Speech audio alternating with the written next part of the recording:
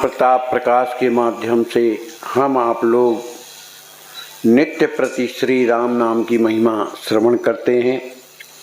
आज के प्रसंग में प्रभास पुराण में आया है, कहते हैं भगवान का वह श्री राम नाम महामधुरता का आलय है, समस्त भगवान नामों में मुख्य है, सभी स्वामियों का परमेश्वर है, महारास रस का साक्षात निवास भूत है, अपनी अकारण करुणा से साधक की जिह्वा पर स्फुरित होते। कहने का मतलब ये है कि ये जो भगवान का नाम जो राम है, ये क्या है? साक्षात परमात्मा ही है ना। और ये सबका स्वामी है, और जिसकी जिह्वा में ये राम नाम आते हैं तो ये वो ना सोचें कि हम भगवान का नाम ले रहे हैं। ये राम नाम की कृपा है कि उसकी जिह्वा में बैठ करके और नाम उच्चारण होता है। ये राम नाम की कृपा है। श्री भागवत द्वयम में श्री नारद जी महाराज से कहते हैं कि हे नित्य शत्रुओं को पीड़ा करने वाले नारद जी, भगवान के समस्त नामों में श्री राम नाम अत्यंत मुख्य संपूर्ण पापों का मोचक तथा परम प्रायश्चित स्वरूप है। कह रहे हैं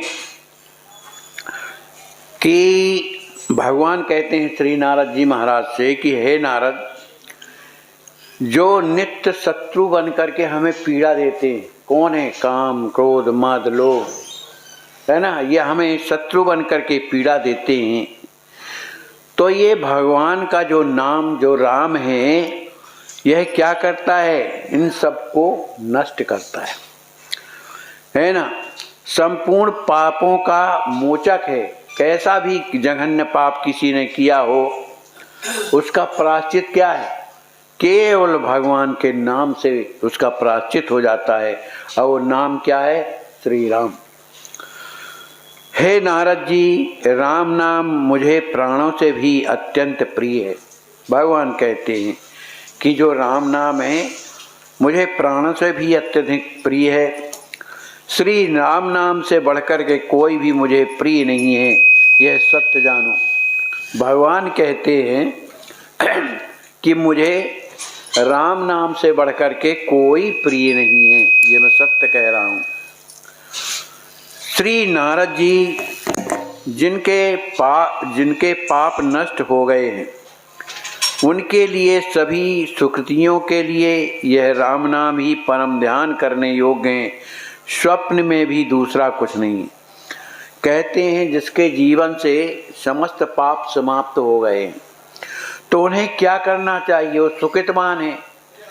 तो ऐसे सुकृतवानों को क्या करना चाहिए? केवल राम नाम का आश्रय लेकर के उसी का जाप करना चाहिए, उसी का ध्यान करना चाहिए, है ना। इसके अलावा कुछ नहीं करना चाहिए। कालिका पुराण में आया है कि परम प्रकाश निरामय परमात्म स्वरूप श्री राम नाम का जो लोग उच्चारण करते हैं, उन लोगों को असंख्य यज्ञ और तीर्थों का फल निश्चित ही प्राप्त होता है। अब यज्ञ करो, 2-4 रुपये में थोड़ी होना है, लाखों रुपए लगते। तीर्थ यात्रा करो, पैसे लेके जाओ, है ना, पता नहीं पहुंच पाते हैं कि नहीं, बीच में मर गए। तो इन सब करने के लिए उनके बराबर हमें पुण्य कैसे प्राप्त हो? माने तीर्थ यात्रा का पुण्य और यज्ञ करने का पुण्य। कहते हैं कुछ ना करो, ये श्री राम नाम का आश्रय लो। ये राम नाम कैसा है? प्रकाश में है ना, परमात्मा स्वरूप है, परमात्मा का ही स्वरूप है। इसलिए बड़े प्रेम से श्री राम नाम जो है लेना चाहिए। सभी शरीरधारियों में सर्वश्रेष्ठ संत महापुरुष निश्चित रूप से यह जानकर कहते हैं, माने जितने भी शरीरधारी हैं उनमें सबसे श्रेष्ठ योनि मनुष्य की मानी जाती। और मनुष्यों में भी श्रेष्ठ कौन माने जाते हैं? जो महापुरुष हैं, जो संसार में रहते हुए भी संसार से अछूते बने रहते हैं, उनका संसार से कोई संबंध नहीं रहता, उसी में रहते हैं पर संबंध नहीं रहता। ऐसे लोग जो महापुरुष हैं, उन लोगों ने श्री राम नाम की महिमा को जाना है। इसी कारण से वो रात दिन श्री राम राम राम ऐसा निरंतर जपते रहते हैं। और यही सभी वेदांतों का सार भी है। सभी शक्तियों का मूल कारण महामोह अंधकार से सर्वथा परे, सबका स्वामी एवं शरणागत जीवों को सुख शांति प्रदान करने वाला कौन है? राम नाम। माने शक्तियाँ जिसके मूल से पैदा होती हैं, माने श्री राम नाम के द्वारा ही शक्ति जो है का प्रादुर्भाव होता है।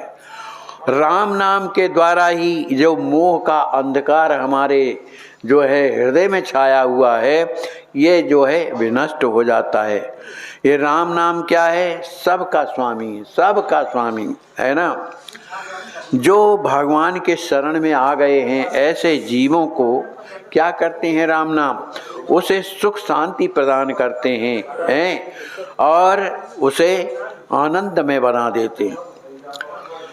संत महात्मा कहते हैं कि समस्त प्राणियों का प्राण, समस्त जीवों का परम जीव, सभी मंत्रों में श्रेष्ठ मंत्राज एवं सदा सर्वदा प्रिय लगने योग एकमात्र श्री राम नाम है।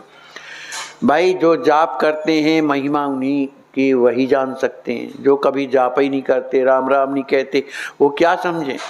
जो जाप करते हैं उनके जीवन में कुछ ना कुछ माने चमत्कार होते हैं, कुछ ना कुछ उनको अनुभव होता है।